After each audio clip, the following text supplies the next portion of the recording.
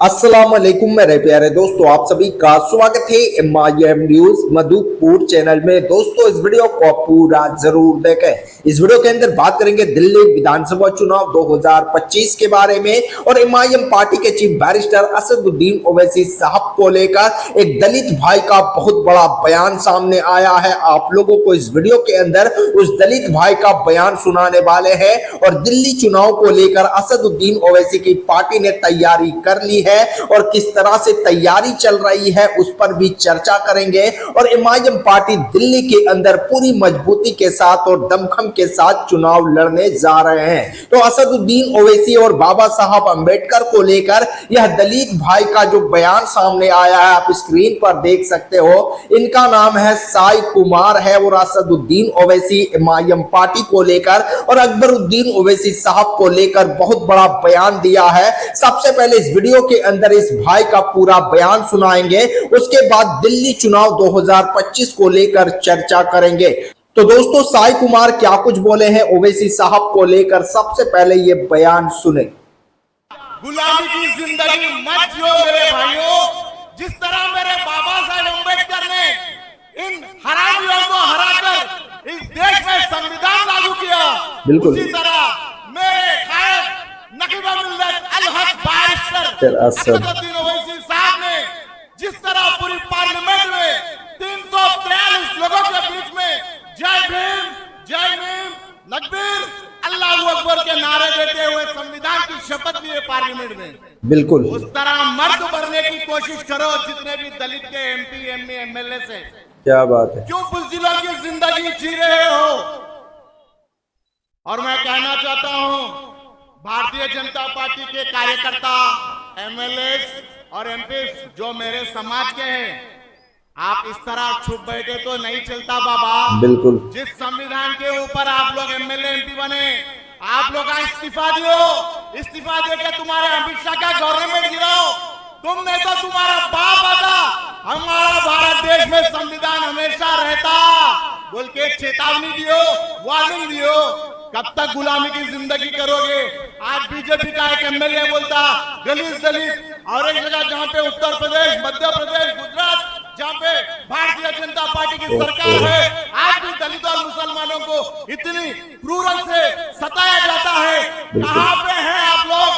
एक भी आवाज नहीं उठती। जब भी दलित और मुसलमानों पे किसी भी तरह का जुल्म छिड़ता है तो पार्लियामेंट में हो या कोई मीटिंग में हो, एक ही आवाज उठती, वो है मेरे हायत बैरिस्टर असदुद्दीन ओवैसी साहब की। सही बोले। मैं आज बहुत पूरा गर्व से कहता हूं कि मैं ऑल इंडिया मजलिस इत्तेहादुल मुस्लिमीन का कार्यकर्ता हूं। अच्छा जी। क्योंकि मेरे भाइयों, जिस तरह से पार्लियामेंट में अमित शाह जी द्वारा जो बाबा साहब अम्बेडकर के लिए जो गंदी हरकत करते हुए उन्होंने जो टिप्पणी करी, मैं आज भी अमित शाह जी क्यों कह रहा हूं, क्योंकि उनकी पदवी का हम इज्जत करते हैं। बिल्कुल। अगर वो अमित शाह तू अगर होम मंत्री नहीं रहता था तो हमारे अल्फाज तेरे लिए कुछ अलग रहते थे। क्या बात है। पूरे भारत देश में जिस तरह से अमित शाह ने बाबा साहब अम्बेडकर के ऊपर टिप्पणी की, पूरे भारत देश में आंदोलन चल रहा है मेरे भाइयों। बिल्कुल। मगर पूरे तेलंगाना शांत है, आपका हैदराबाद शांत है। मैं इसलिए गर्व से कहता हूं कि मैं मजलिस का कार्यकर्ता हूं। अच्छा। हैदराबाद में कोई माइका लाल आगे नहीं निकला इसका विरोध करने के लिए। बिल्कुल। आज बैरिस्टर असदुद्दीन ओवैसी साहब के हिदायत के ऊपर मेरे MLA माजिद हुसैन साहब ने इतना बड़ा मंच लगाकर आज भारतीय जनता पार्टी को ये चेतावनी दे रहे हैं, अगर तुम बाबा साहब अम्बेडकर के लिए कुछ कहोगे तो हैदराबाद क्या, हिंदुस्तान का कोई दलित और मुसलमान खामोश नहीं बैठने वाला। बिल्कुल। क्या बोले मेरे भाइयों, बहुत ही तकलीफ के साथ और अफसोस के साथ कहना पड़ता है, क्योंकि आज जो बाबा साहेब अम्बेडकर की दी हुई जो रिजर्वेशन के द्वारा हर पार्टी में MLA, MPs, MLCs, कॉर्पोरेटर्स और अनेकों प्रकार के सरकारी नौकरियों पे चढ़े हैं।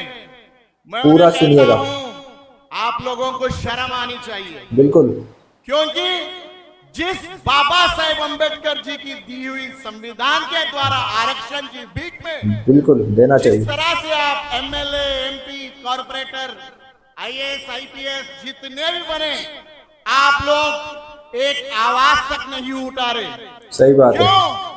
आपका खून मर गया क्या? मर गया क्या? कब तक गुलामी की जिंदगी तब जियोगे? तक गुलामी। भगवान अल्लाह जीसस एक ही जिंदगी दिया।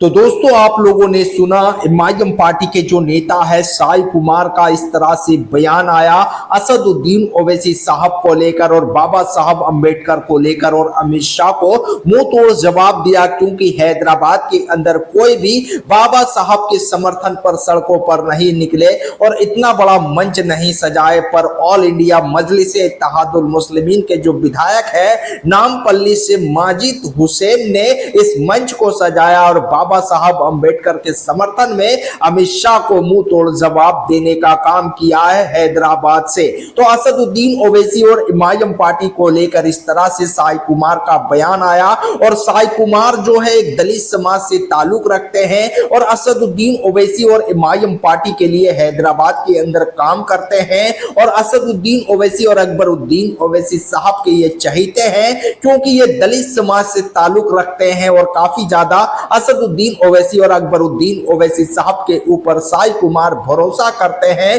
क्योंकि दलितों के लिए असदुद्दीन ओवैसी मसीहा है। बाबा साहब के लिए हमेशा असदुद्दीन ओवैसी सदन के अंदर जय भीम का नारा लगाते हैं और संविधान की बात करते हैं, इसीलिए असदुद्दीन ओवैसी और एमआईएम पार्टी को साई कुमार पसंद करते हैं।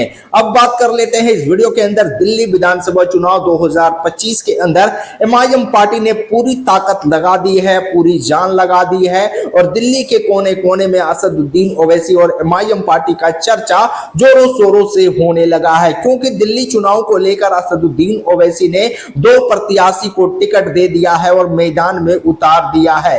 ओखला से भी एमआईएम पार्टी ने अपना उम्मीदवार का नाम घोषित कर दिया है, और दूसरा विधानसभा मुस्तफाबाद से भी असदुद्दीन ओवैसी ने अपना उम्मीदवार उतार दिया है। तो दिल्ली के अंदर एमआईएम पार्टी अब तक 2 सीटों पर ऐलान किया है चुनाव लड़ने का, और असदुद्दीन ओवैसी दिल्ली मजलिस के जितने भी टीम है सभी लोग उन विधानसभा के अंदर मेहनत भी करना शुरू कर दिए हैं, क्योंकि असदुद्दीन ओवैसी और एमआईएम पार्टी हक हकूक की बात करती है, हक दिलाने की बात करती है, हक लेने की बात करती है, और बाबा साहब के संविधान को साथ में लेकर चलती है। तो दिल्ली विधानसभा चुनाव 2025 को लेकर एमआईएम पार्टी का तैयारियां इस तरह से चल रहे हैं। तो इस बार 2025 के अंदर एमआईएम पार्टी कितने सीटों पर चुनाव लड़ना चाहिए दिल्ली विधानसभा के अंदर, आप लोग कमेंट कर जरूर बताएं कमेंट बॉक्स के अंदर।